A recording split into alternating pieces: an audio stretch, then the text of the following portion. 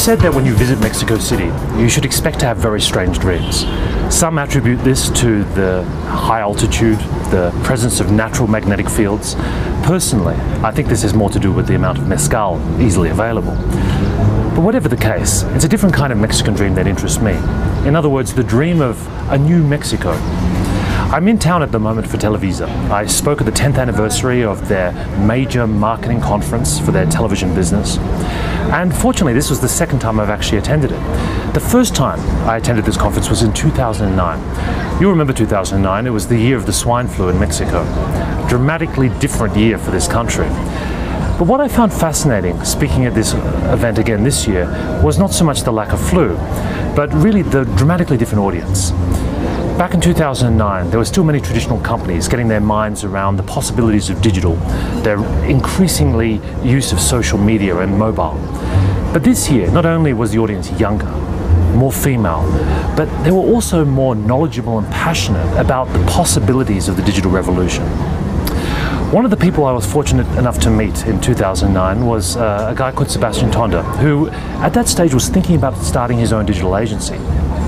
That company, called Flock, has now become one of Latin America's preeminent digital agencies and are doing some incredible work in this market, including live installations in shopping malls for Nike, effectively a store using robotic actuators that configure itself to your movements. But also inspired by the Palio de Siena, the great horse race that's made up of all the different contrades in different towns. They did this great campaign for Nike, which involves a different part of the cities using the We Run technology to actually compete to see how much those different areas could actually clock up in terms of miles. A critical use of energy in a country that's largely known for its obesity and dramatic calorie counts. But that's just really the tip of the iceberg. What really fascinates me about the potential of Mexico was something that I stumbled on a couple of weeks ago when I was in China. Addressing a group of factory owners in China, I heard about the challenges that they were facing with rising labor costs, the increasing need for robotic automation.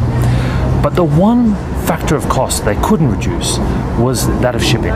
And that really is Mexico's great advantage. Its proximity to the United States and other key markets in Latin America, in conjunction with its increasingly skilled workforce, especially in the areas of engineering, makes Mexico a real market to watch in terms of the potential of advanced manufacturing. It's certainly something that Chris Anderson believes. In a recent op-ed to the New York Times, he described his own experiences with his startup building robotic AR drones, which is actually now located in Tijuana. He gave the comparison of the relationship between Tijuana and San Diego, mirroring that of Shenzhen and Hong Kong back in the 90s, where Hong Kong was really the design center and Shenzhen was the source of cheap manufacturing. A similar dynamic is playing out now between Mexico and the United States. So will Mexico be able to ascend to its destiny to become an advanced manufacturing hub and source of digital creativity? Only time will tell. But one thing's for certain, the only thing potentially stopping Mexico from realizing its dream may be Mexico itself.